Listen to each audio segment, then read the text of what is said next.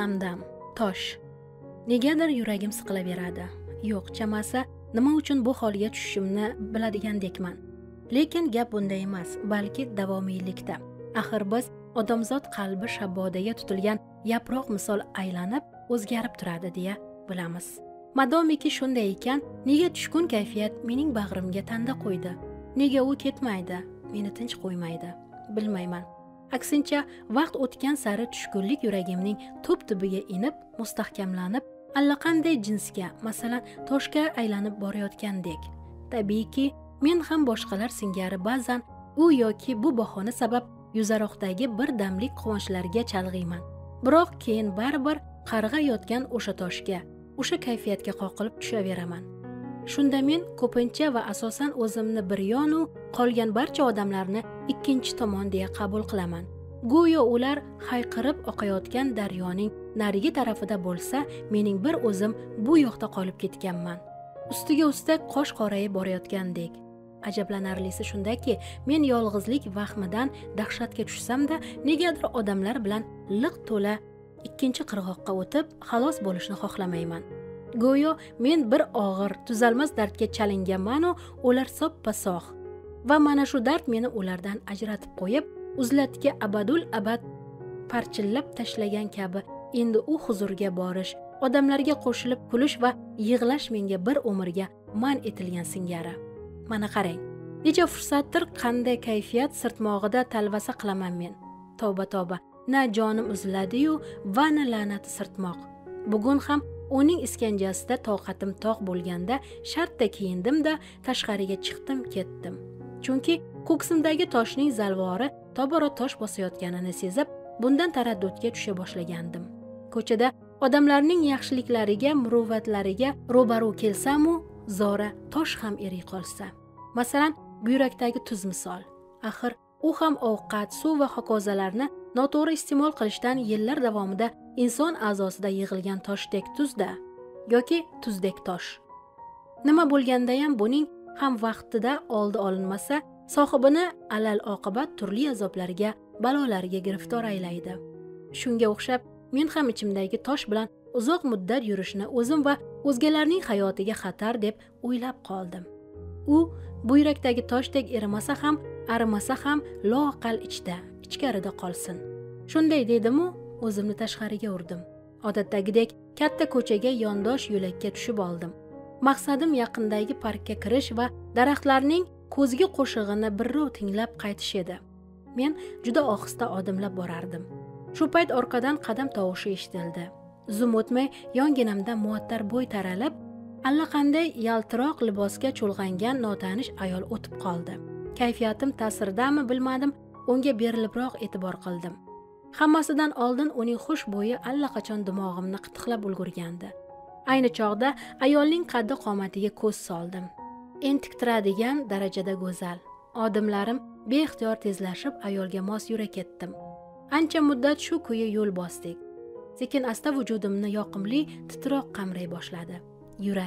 Yurak ulgurning taka-pukasi bir pasda shunchalar bo'ldiki, endi qadamimni andek sekinlatishga va shu yusin hayajonimning ayol qulog'iga yetmasligiga tirishdim. Botayotgan quyoshning alvon rangiga ayolning nimpushti libosi, undagi qirmizi donachalar paydo qilgan manzara shunday yarashib tushgandiki, asti qo'yavering. Olam aro mutanosiblik, hamohanglik deganlari shu bo'lsa kerak deb o'ylab qolasan. Ochiq yelkalarini to'ldirib, dam bu yoniga cho'lg'anib borayotgan qo'ng'ir sochlar qaragan kishining nashu namosini qo'zg'ab, juvonning borlig'iga xayolgagina kelishi mumkin bo'lgan afsonaviy husn bag'ishlardi. Atrofga to'r solgan shafaq to'lqinida ayol go'yo qirmizi rang kiymadek mag'rur suzib borar. Men esa ko'zimni undan uzolmay yurg'alardim. Oyoqlar. Navbat ularga yetganda nafasim chindan-da qayrilib ketadi va biroz o'zimga kelib olish uchun nigohimni albatta atrofga chalg'itaman. Axir ular shunchalar bejirim va jon olg'uvchi ediki, bunaqasini hatto chizib ham uddasidan chiqib bo'lmasdi. Yo qudratingdan. Men tamoman asir bo'lgandim. O'zimdan 5-6 odim ilgarida ketayotgan go'zal mavjudot borlig'iga uchib borgancha singib ketish istagida yonardim. Yana bag'rimda shunaqa qanotni his etardimki, Unga ko'ra men yillardir ozurda bo'lgan jonimni shu jononga baxshida qilgim. Aniqroq aytsam, uning uchun shirin jonimni jabborga topshirgim kelardi. Nihoyat endi topgandek edim o'sha qimmatni, jon tikishga arzigulik o'sha borliqni. Endi uni qochirib yuborib, qismatim tomonidan hadya etilgan qulay imkonni boy bergim kelmasdi. Axir men ko'plab qatori qarib churib to'shakda yaqinlar huzurida osuda jon berishdan nafratlanardim-da. Xullas, men hamon uning ortidan soyadek ergashib borardim. Razzoq deb borardim. Yordam et deb yolvorardim.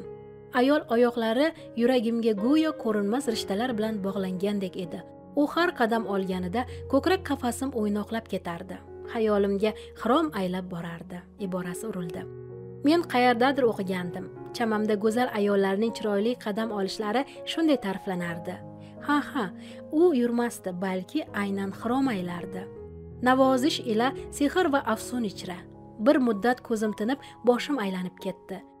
Qadamimni sekinlatmoqchi, go'zallik taratayotgan nurdan xiyol uzoqlashmoqchi va shu tariqa ichimdagi muvozanatni qayta tiklamoqchi bo'ldim. Biroq oyoqlarim menga bo'ysunmasdi. Oyoq ne? Endi mening butun borlig'im, taqdirim ayolning izmida. Undan taralayotgan allaqanday cheksiz darajadagi huzurbaxsh kuyning, ovozsiz bir qo'shiqning etagida banda edi. Ha, banda edi. Men kerakli so'zni, mohiyatni ochib berguvchi kalitni topib olganga o'xshardim.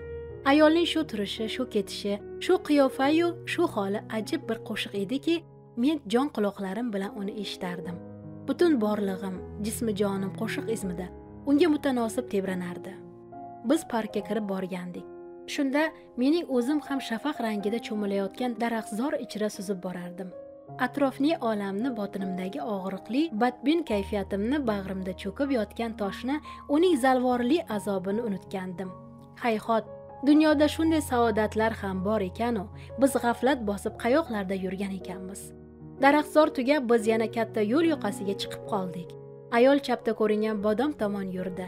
Men unga ergashdim. Keyin u odamlar to'planib turgan joyda to'xtadi. Men ham yaqinlashib oyoq ildim. Uzoqroqda emas, yo'q, ayolning shundoq biqinida. Xushbo'ylari arimasdan ufurib turadigan masofada to'xtagandim. Qanday bunga jur'at etdim, o'zim ham bilmayman. Bilib sezib turganim, ayol o'z borlig'i bilan meni tobora mahv etib borar. Men esa shamdek erib bitayotgandim. Shu asno ayol yon tomonga bir ikki odim tashlab nimagadir qiziqsinib qaray boshladi. Shunda men uning to'lin oydek yuzini, uzun kipriklarini, kamon qoshlarini, g'uncha lablarini ko'rdim. Hayajonimga chegara yo'q edi. Beixtiyor ikkala qo'lim bilan ko'kragimni changalladim. Nazarimda yurak o'lgur qafasni yorib chiqqudek talvasada qolgandi. Yurmaysizmi? Kimdir yelkamdan yengil turtdi. Men bexosdan oldinga munkib ketdim va shundoq ro'paramda kattakon idishda qalashib yotgan baliqlarga duch keldim. Ular tirik edi. Suvsizlikdan qiynalib, dam unisi, dam bunisi potirab osmonga sapchirdi. Negadir shoshib ayolga qaradim. Yopiray, uning ko'zlarida yovvoyi bir shavq o'ynardi. Ayniqsa, baliqlar har sapchiganida sichqonga tashlanish oldida turgan mushukdek nimagadir shaylanardi. Do'ndiq lablarini yalab tamshanardi. Shunda mening ko'zimga uning og'zi qip-qizil qonga botgandek ko'rindi. Aslida lablari bu yoqqa tegib ketgandir. Mening nigohim yoki shafaqning ol rangida shunday tuyulgandir u. Yoki qirmizi libosining ko'z soqqalarimda qoldirgan soyasi bo'lishi ham mumkin-ku. Lekin men uchun ayol lablari shu topda baribir qon edi. Ha, endigina qotillik qilgan yirtqichning tumshug'idek qon edi uning og'zi. Ayol sotuvchiga nimadir dedi. Sotuvchi esa javoban ikkita kattagina baliqni olib tarozi pallasiga qo'ydi va vazn ko'rsatkichiga qaradi. Shu asno palladagi baliqlardan biri dumini tap-tap etib pallaga urdi. Ayolning ko'zlari yiltillab damodan yutindi. Sotuvchi esa baliqni barmoqlari bilan bosdi. Tishlangandek bo'lgach yana ko'rsatkichga qaradi. Baliq yana potradi. Tarozi ko'rsatkichi yana o'ynadi. Sotuvchining sabri toshdi. Baliqni palladan stol ustiga oldida tarozi toshi bilan xuddi pachoqroq odamning kichikroq kallasidek keladigan dumaloq qop-qora tosh bilan naq boshiga jaqillatib tushirdi. Birdan ko'nglim aynidi. Ich-ichimdan negadir otilib keldi. Men o'zimni chetga olishga ulgura olmadim. Ayolning shundoq oyoqlari ostiga qayd qildim. Baliqqa navbatda turganlar xuddi vabodan qochgandek o'zlarini chetga oldilar. Jumladan ayol ham.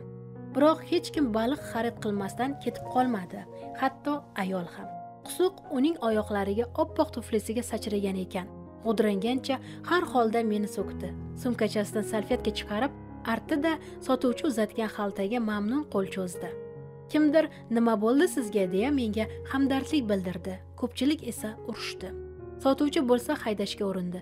"Boring, keting bu yerdan, savdoni ham o'ldirdingiz." Keyin sansiradi. "Olib ket manavi mag'zavangni." Lekin bu vaqtda keksa bir kishi qusqi ustiga tuproq sepayotgandi. Tuzukroq rasm solsam, Mo'ysafet juda ham o'zimga o'xshardi. Faqat yoshimizda katta farq bor edi, xolos. Boshqa hech nimani eslay olmayman. U yerda yana qancha muddat qoldim, ayol qayoqqa ketdi, qanday ketdi bilmayman. Chunki men bag'rimning tub-tubida cho'kib yotgan o'sha azim toshga yana boshim bilan urilgandim. Dunyo unga, ya'ni boshimga qo'shilib aylanardi. Endi borlig'imda chalinayotgan kuy-qo'shiq g'oyib bo'lgandi. Uning o'rnida yana avvalgi badbin kayfiyat hukmron edi va men uning mustahkam to'rlari changalida o'zimni benihoya nochor va g'arib sezardim. O'sha kuni kechasi mijja qoqmay to'lg'onib chiqdim. Tongga yaqin esa ko'zim ilinibdi. Keyin tush. Unda men qo'limda tosh bilan ko'chalarni kezar, duch kelgan odamning boshiga u bilan urar, qonatar ekanman. Axir bu tosh mening ichimda edi-ku. Qachon qanday qilib qo'limga tushib qoldi? Nega u chiqib ketdi? Nima uchun? deya o'ylab siqilar ekanman u negadir dahshatli yumushdan o'zimni to'xtatmas, to'g'rirog'i to'xtata olmasmishman. Yo'limda uchragan erkak u ayol, katta yu kichik barining yuz ko'zini shafaq yangliq qonga bo'yab bo'lgach, hov uzoqda ko'rinib turgan toqqa shiddat bilan yo'nalibman. Ko'nglimga quloq tutsam, tog'ning eng baland cho'qqisiga chiqib, hayot debochasi, quyoshni toshbo'ron qilishdek yovuz niyatda yonayotgan ekanman. Xayolimda esa faqat bir manzara. Sotuvchining baliq boshini urib majaqlagani va ayolning qip-qizil og'zi aylanar va yana aylanarmish.